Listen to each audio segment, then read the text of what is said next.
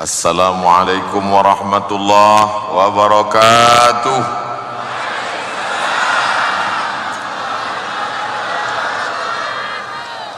Yang boleh mengumpulkan kita malam ini bersama orang-orang baik adalah Allah Subhanahu wa taala, betul? Maka kita syukuri nikmat besar ini dengan mengucapkan alhamdulillahi rabbil alamin. Semua majlis bila tidak disebut salawat kepadanya, maka majlis itu adalah anta najifah, majlis busuk, berbau, bangkai, berulat. Maka supaya majlis kita ini menjadi majlis yang mulia, kita berselawat kepadanya. Allahumma salli ala Sayyidina Muhammad wa ala alihi wa sahbihi wa barik wa sallim. Apa kata Sayyidina Abu Bakar Siddiq radhiyallahu an asila ila qarabati Rasulillah sallallahu alaihi wasallam ahabbu ilayya, menyambung silaturahim kepada keluarga Rasulullah sallallahu alaihi wasallam lebih aku sukai, lebih aku cintai, min an asila ila qarabati, daripada menyambung silaturahim dari keluargaku sendiri. Menyambung silaturahim kepada keluarga Rasulullah lebih aku sukai daripada menyambung silaturahim dengan keluargaku sendiri. Yang berkata begitu bukan ustaz, bukan ulama, tapi orang yang dijamin masuk surga. Dia adalah Sayyidina Abu Bakar Siddiq. Lalu bagaimana dengan kita? Bagaimana dengan kita yang manusia biasa? Malam ini Al-Faqir Abdul Samad datang bukan membagi tazkirah, tapi datang dengan niat menyambung silaturahim dengan keluarga Rasulullah sallallahu alaihi wasallam. Sayyidi Al-Habib Ali Zainal Abidin, matta'ana Allah bituli umrihi, nafa'ana Allah bihusni adabihi wa sulukihi. Mudah-mudahan saya termasuk orang yang menyambung silaturahim dengan kerabat keluarga Rasulullah sallallahu alaihi wasallam, dengan saya dapat bermusafahah, bersalaman, mengambil barakah dengan Sayyidi Al-Habib Ali Zainal Abidin. Doakan supaya saya boleh masuk ke surga bersama beliau, bersama Rasulullah sallallahu alaihi wasallam. Jamaah ikut juga, bukan saya saja. Yang berhormat Menteri Besar Selangor, datuk-datuk, datin-datin, muslimin muslimat, yang besar tak dihimbau gelar, yang kecil tak dapat disebut nama. InsyaAllah kita semua yang hadir ini dicatat malaikat sebagai mujahid fi sabilillah. Yang berkata begitu bukan Abdul Samad.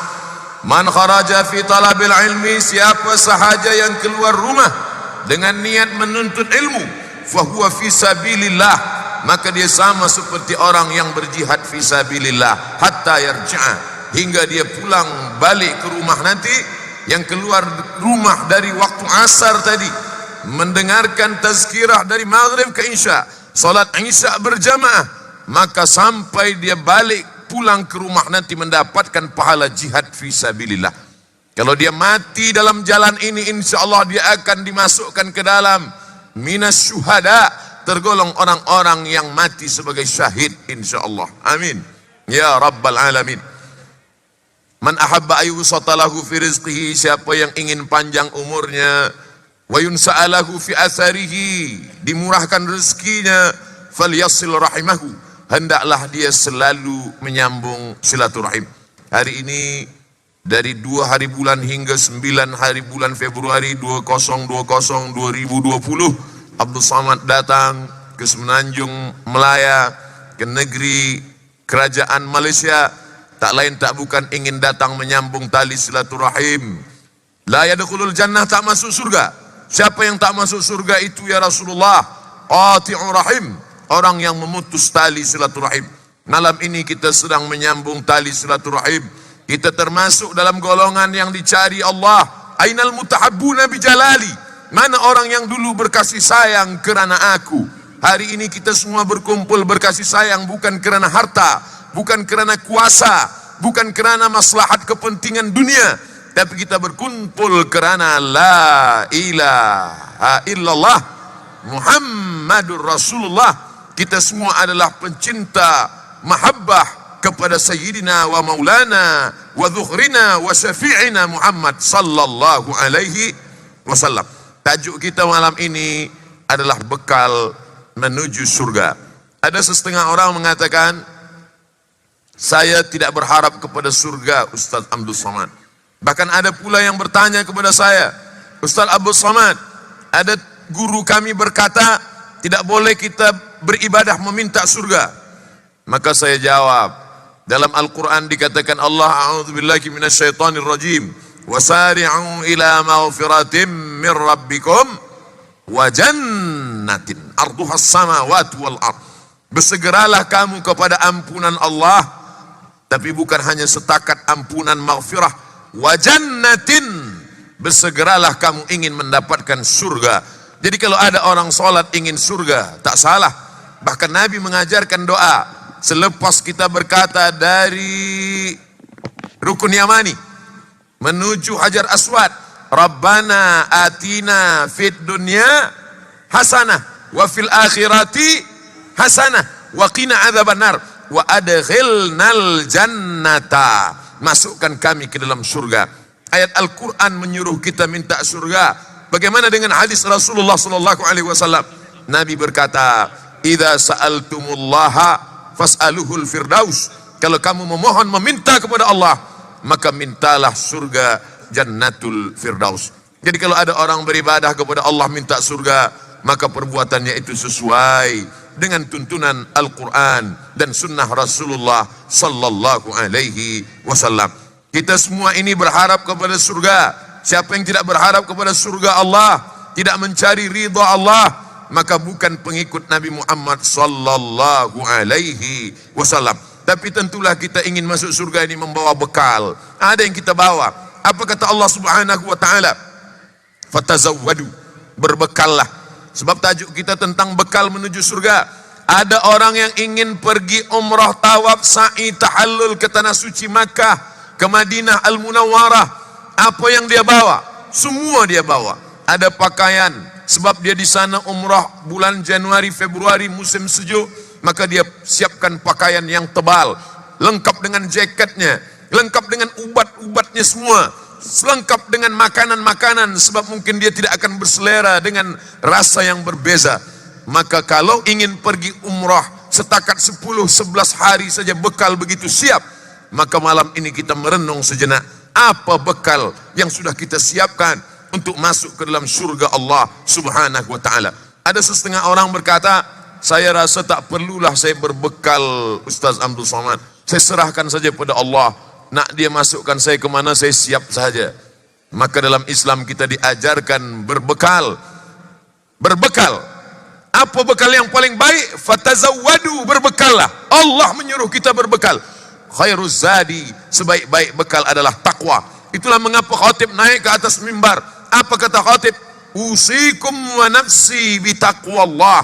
Takut kepada Allah Subhanahu wa ta'ala. Kita puasa 30 hari lamanya. Apa yang diinginkan dari puasa itu? Ya ayyuhalladzina amanu kutiba alaikumus syiyamu kama kutiba alal ladzina min qablikum la'allakum. Takut kepada Allah.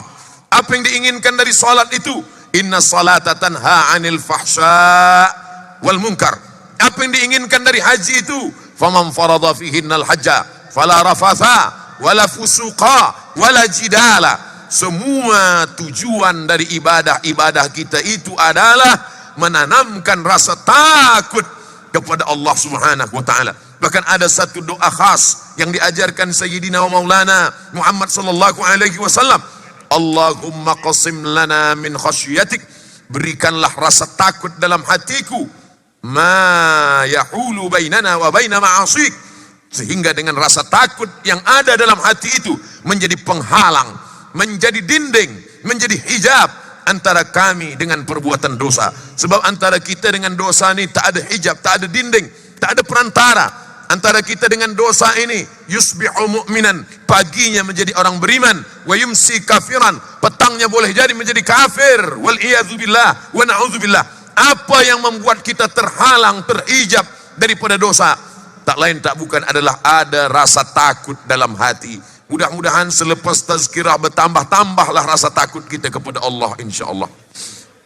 Kalau semakin mengaji, semakin takut, teruskan. Kalau semakin baca kitab, semakin takut, teruskan. Tapi kalau semakin mengaji, semakin berani menyalahkan orang lain, membid'ahkan yang tak bid'ah, mencari permusuhan, maka kita perlu merenung sejenak, berpikir sesaat, at-tafakkur sa'ah. Kata Sayyidina Abu Darda radhiyallahu an, at-tafakkur sa'ah, berpikir sesaat khairum min qiyami lailah, lebih baik daripada sembahyang semalam suntuk. Oleh sebab itu maka Nabi mengajarkan kita doa, Allahumma inni a'udzubika min ilmin la yanfa'. Jauhkan aku dari ilmu yang tak bermanfaat ya Allah. Apa tanda ilmu tak bermanfaat? Wa min qalbin la yakhsha, ilmu banyak tapi hati tak takut kepada Allah. Wa min qalbin la yakhsha, hati tak khusyuk kepada Allah. Apa tanda hati tak khusyuk? Wa min nafsin la tashba, nafsu tak pernah merasa kenyang. Apa sebab nafsu tak kenyang? Wa min du'ain la yusma, sebab doa tak dikabulkan Allah Subhanahu wa taala. Maka dalam diri manusia ini ada sesuatu diciptakan Allah, dia kecil, tak sampai sebesar kepala kita. Ala fil jasadi mudghah, ketahuilah dalam badan, dalam jasad itu ada segumpal, kata Nabi SAW. Idza salahat salahal jasadu kulluh, kalau yang segumpal itu baik, maka yang lain ikut menjadi baik. Wa idza fasadat fasadal jasadu kulluh, kalau yang segumpal itu rosak, maka yang lain ikut menjadi rosak. Ala wahyal qalb, dia adalah hati. Qalb diambil dari kata qallaba yuqallibu, taqallaba yataqallabu, berbalik-balik. Maka kita minta kepada dia yang punya hati, ya muqallibal qulub, wahai engkau yang punya hati. Hati memang ada dalam diri kita. Sejak mula dari kandungan ibu kita, hati sudah ada dalam jasad kita, tapi dia bukan punya kita. Lillahi ma fis samawati wa ma fil ard. Apa yang ada di langit, apa yang ada di bumi, punya Allah Subhanahu wa taala. Kita minta kepada dia yang punya hati, punya jantung, ya muqallibal qulub, wahai engkau yang membalikkan hati, sabbit qulubana, kokohkan hati kami, ala dinik, dalam agamamu, wa ala ta'atik, dalam ketaatan kepada Allah Subhanahu wa taala. Dunia ini sementara. Kun fid dunya ka'annaka gharib, jadilah engkau hidup di dunia ini seperti orang yang merantau, bukan negeri asalnya. Abdul Somad datang ke Kuala Lumpur sebagai orang yang merantau. 2 hari bulan Februari sampai. Mereka bertanya, dari mana? Dari Indonesia. Hendak ke mana? Hendak ke Kuala Lumpur. Selepas ini ke mana? Nanti saya akan pergi ke Melaka. Lepas dari Melaka ke mana? Ke Terengganu. Dari Terengganu ke mana? Balik ke Kuala Lumpur. Dari Kuala Lumpur ke mana? Akan pergi ke Sulawesi, Indonesia. Sebenarnya saya nak bagi tahu jadual saya aja. Kita adalah manusia yang musafir berjalan.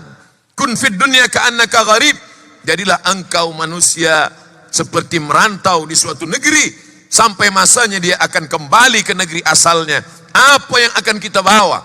Ini tempat sementara saja. Hari panas terik, tak tahan dengan panas matahari, maka bernaung di bawah pokok kayu yang rindang. Sementara panas terik, redup matahari, kita akan teruskan perjalanan. Suka tak suka, mahu tak mahu, kita akan tinggalkan dunia ini. Idza jaa ajaluhum, kalau ajal sampai, la yastakhiruna sa'atan, tak dapat ditunda walau sesaat. Wala yastaqdimun, tak pula dapat dimajukan walaupun sesaat. Kalau sudah tiba masanya, apa kata orang Melayu? Mumbang jatuh, kelapa pun jatuh. Tegaklah di bawah pokok kelapa. Jangan pandang ke atas tapi pandang ke bawah. Sebab bila memandang ke atas, yang diingat bukan mati tapi gulai. Pandang ke bawah, tengok ke tanah. Apa yang nampak di bawah? Bukan hanya kelapa tua yang jatuh, kelapa muda pun jatuh. Tak hanya kelapa muda yang jatuh, mayangnya pun jatuh juga, ranting kayu pun jatuh juga. Kalau sudah sampai masanya, kita akan menghadap Allah Subhanahu wa taala. Yang tua jangan terlampau takut, yang muda jangan terlampau berani, yang sakit jangan putus asa, yang sehat jangan merasa malaikat maut masih jauh. Banyak orang kalau diajak bertaubat kepada Allah, kenapa kamu tidak bertaubat? Rasa-rasanya malaikat maut datang selepas pencen lah Ustaz. Siapa yang berkata demikian? Kalau sudah sampai yang dijanjikan Allah Subhanahu wa taala, maka kita semua akan menghadap Allah. Tinggal semuanya. Kupiah, peci, kolan suah yang amat sangat dicinta tinggal. Baju, Semua dengan baju kebesarannya. Orang yang dimuliakan dengan baju kebesarannya. Saya di rumah alhamdulillah ada beberapa baju kebesaran. Sebab jamaah bagi saya XL. Tinggal semuanya. Lalu kemudian apa yang akan kita bawa menghadap Allah Subhanahu wa taala? Kalau pernah tangan menyapu kepala anak yatim, kalau pernah kaki melangkah ke masjid, kalau pernah kening ditempelkan ke lantai, kalau pernah mata memandang ulama, para habaib zuriat Rasulullah sallallahu alaihi wasallam, kalau pernah telinga mendengar tazkirah, kalau pernah lidah berzikir basah menyebut asma Allah, itu saja yang dapat menolong. Yauma yafirrul mar'u min akhih, hari itu orang akan lari dari saudara. Saudara kandung tak boleh menolong. Wa ummihi, ibu kandung. Wa abi, ayah kandung. Wa sahibatihi, istri tak ada kandung. Wa bani, anak-anak, semua akan sibuk mengurus dirinya masing-masing. Oleh sebab itu, bekal yang akan kita bawa, sesuai bekal apa yang kita bawa, dengan bekal itulah kita akan masuk ke dalam pintu-pintu surga yang dijanjikan Allah Subhanahu wa taala. Berapa pintu surga itu? Disebutkan dalam hadis sahih ada 8 pintu. Kalau kamu ingin tahu siapa yang masuk dari pintu ke-8-8-nya, dia pilih mana saja. Pintu 1, pintu 2, pintu 3, pintu 4. Kau nak masuk dari pintu yang mana saja? Kata Nabi SAW, inilah orangnya. Yang dia tunjuk adalah Abu Bakar Siddiq. Abu Bakar Siddiq nak masuk dari pintu mana saja, disilakan Allah Subhanahu wa taala. Bila kita membaca Yasin petang Jumat, malam Jumat, setiap malam sebelum tidur, saat tahajud, kita ulang berkali-kali. Salamun qawlam min rabbir rahim. Salamun qawlam min rabbir rahim. Salamun qawlam min rabbir rahim. Begitu seorang ibu membaca Yasin, dia ulang sampai berkali-kali. Anaknya bertanya, ibu, Umi, kenapa diulang sampai 3 kali? Usah tanya-tanya, dari dulu memang udah begitu. Dia ulang saking inginnya. Sebab ketika membaca ayat azab, menetes air mata, takut kepada azab. Membaca ayat nikmat, membaca ayat surga, maka kita ulang berkali-kali. Tidakkah kita mendengar bagaimana Imam Masjidil Haram, Syekh Abdurrahman Sudais, Syekh Hudhaifi, Su'an As-Suraim, ketika membaca ayat, dia ulang berkali-kali. Imamnya menangis, makmumnya menangis, jamaah umrah menangis, jamaah haji menangis, karena mereka mengenang ayat azab menakutkan tentang neraka. Sebagian makmum dari Asia Tenggara menangis juga. Bukan sebab ayat itu, sebab ayat panjang betul. Mudah-mudahan anak cucu kita mendengar baca Quran, dia paham isinya insyaAllah. Wa idza tuliyat alaihim ayatuhu, kalau dibacakan ayat-ayat Al-Quran, zadatuhum imana, bertambah iman mereka kepada Allah Subhanahu wa taala. Maka pintu yang pertama, sesuai dengan bekal yang kita bawa. Apa bekal yang engkau bawa? Masuklah dari pintu babus shalah. Inna awwala ma yuhasabu bihil abdu yaumal qiyamah. Yang pertama kali dihisab, dihitung, dikira dari seorang hamba, salatuhu, salat. Makanya anak-anak kita, muru auladakum bis salah, suruh anak kamu salat. Wahum abna'u sab'a sinin, umur 7 tahun suruh dia sembahyang. Wadribuhum fil asrah, pukul manakala dia berumur 10 tahun.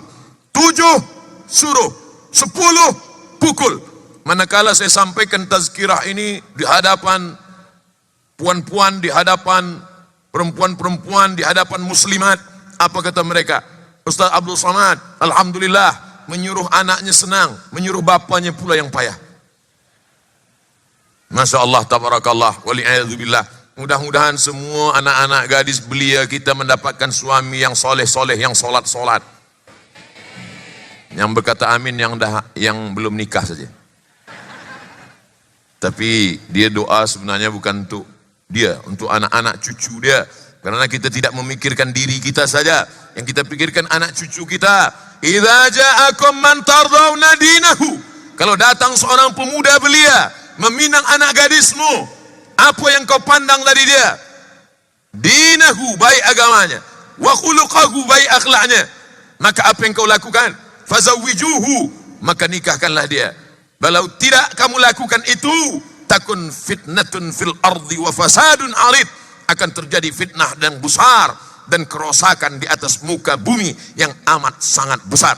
Bila kau pandang keretanya, keretanya akan tinggal hancur. Kau pandang rumahnya, rumahnya akan binasa. Kau pandang tanahnya, tanahnya akan diwariskan. Tapi yang kekal abadi adalah ibadahnya kepada Allah Subhanahu wa ta'ala. Alhamdulillah, pemuda-pemuda belia yang ada di hadapan saya ini semuanya adalah pemuda-pemuda yang siap menjadi imam. Betul?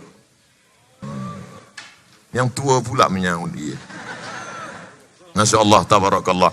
Jadi yang pertama adalah babus salat, pintu salat. Man taraka salata muta'ammidan, siapa yang meninggalkan salat secara sengaja, faqad kafara jihara, kafirlah dia secara nyata. Wal iyadzu billah. Kita selalu, ulama-ulama kalau sudah menyebut kafir, murtad, berkali-kali mereka berkata, wa na'udzubillah, wal iyadzu billah. Allah lindungi. Ya Allah, ya Tuhan kami, ya Rabb, ya Dzal Jalali wal Ikram, ya fa'alul lima yurid. Matikan anak cucu kami sampai hari kiamat dalam keadaan muqimis shalah, menegakkan salat insyaallah.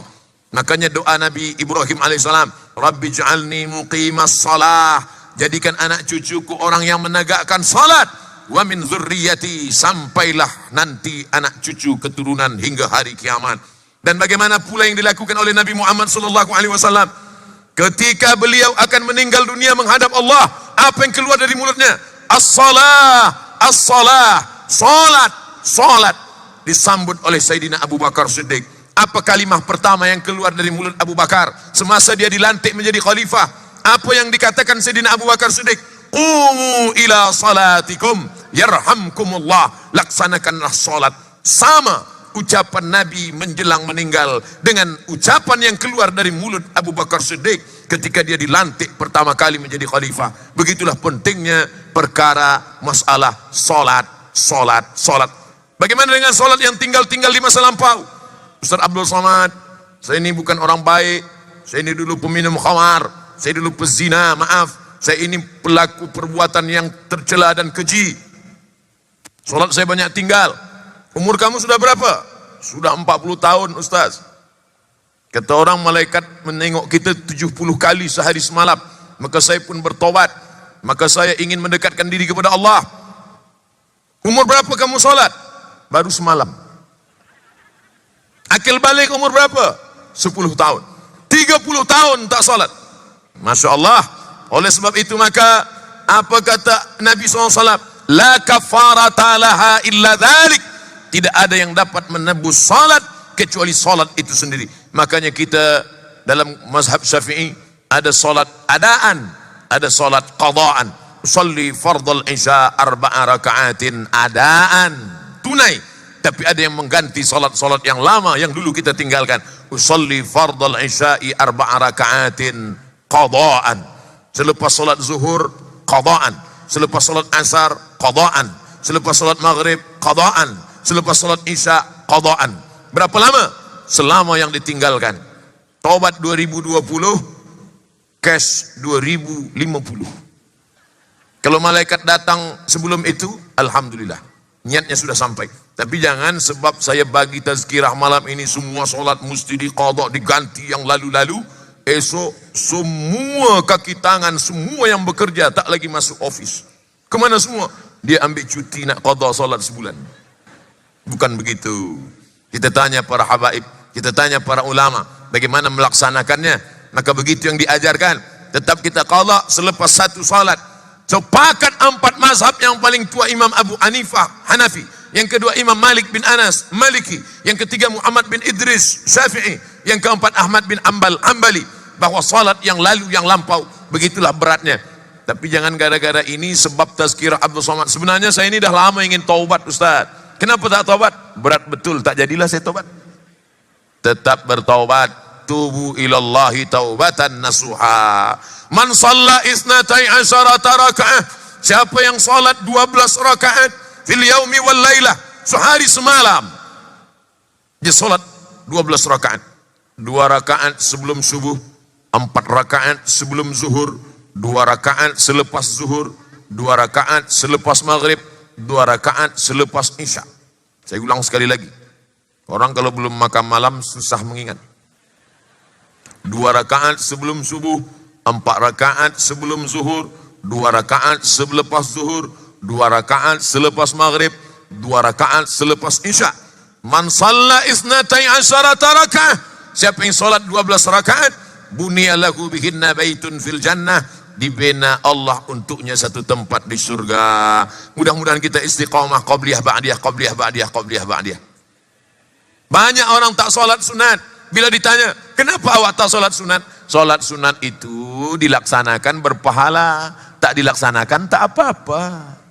Itulah yang menyebabkan orang tidak salat sunat. Padahal rakaat al-fajri khairum minad dunya wa ma fiha. 2 rakaat qabliyah subuh lebih baik daripada dunia dan seisinya. Salat sunat doa, salat sunat isyraq, salat sunat awabin, salat sunat tahajud, salat sunat witir, salat sunat ba'diyah. Maka perbanyak salat sunat. Sayyidina wa maulana Muhammad sallallahu alaihi wasallam punya anak perempuan bernama Sayyidatuna Fatimah. Sayyidatuna Fatimah punya anak lelaki bernama Sayyidina Al-Husain.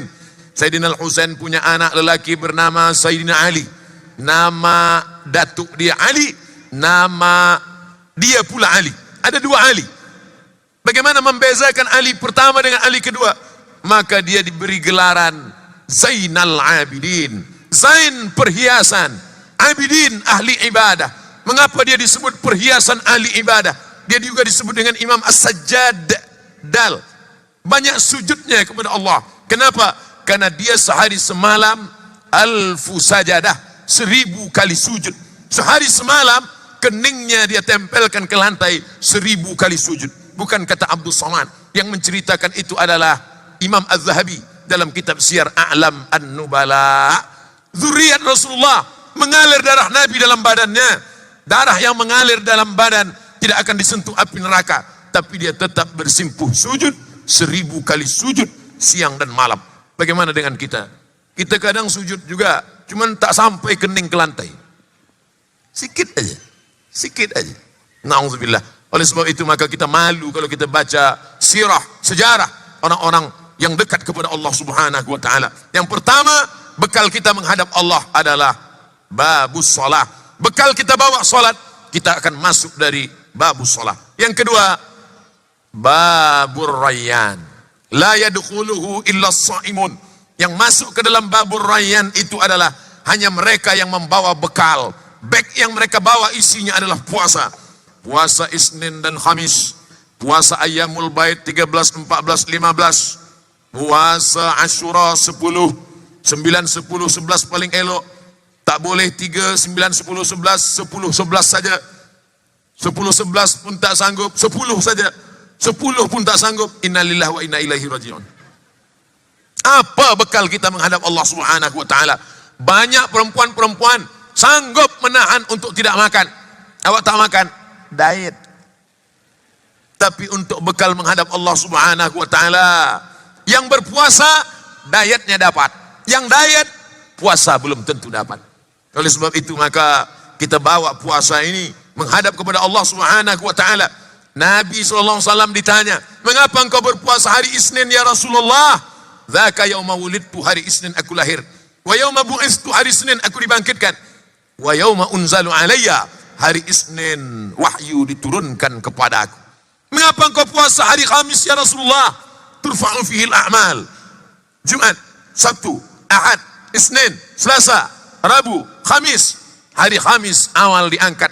Uhibbu an yurfa'a amali wa ana shaim. Aku suka ketika amalku diangkat, aku dalam keadaan berpuasa. Pemuda-pemuda sangat elok, sangat baik berpuasa. Pelajar-pelajar penuntut ilmu amat sangat baik berpuasa. Untuk apa?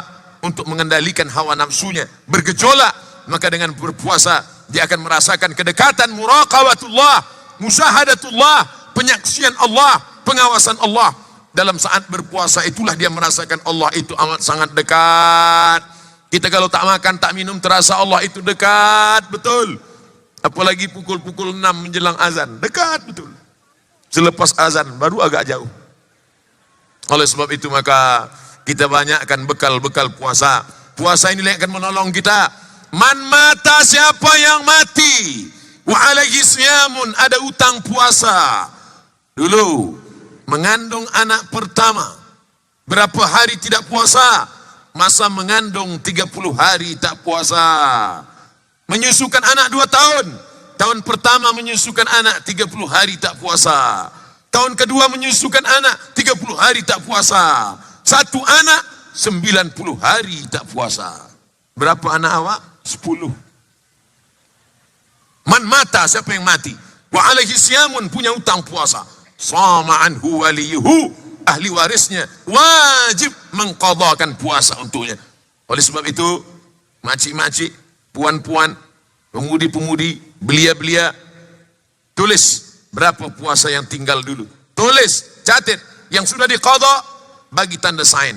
Sudah qadha, sudah qadha, sudah qadha. Simpan catatan ini di dalam bag. Manakala kita mati, ahli waris kita pun mencari surat-surat tanah. Insya Allah dia akan dapat surat itu. Mereka pun akan berbagi. Dia call adik dia, abang dia, kakak dia. Datanglah kakak, datanglah adik. Ini ada yang nak kita bagi-bagi ni. Awak 10, awak 10. Semua datang. Dia sangka 10 emas. Rupanya 10 hari qadha puasa. Oleh sebab itu maka man mata, siapa yang mati, wa alaihi siyamun, punya hutang puasa, sama anhu waliyuhu. Maka kata Imam Sun'ani dalam kitab Subulus Salam, tidak ada ikhtilaf tentang masalah mengqadha puasa. Puasa wajib, puasa nazar, puasa qadha, puasa Ramadan. Maka wajib kita ganti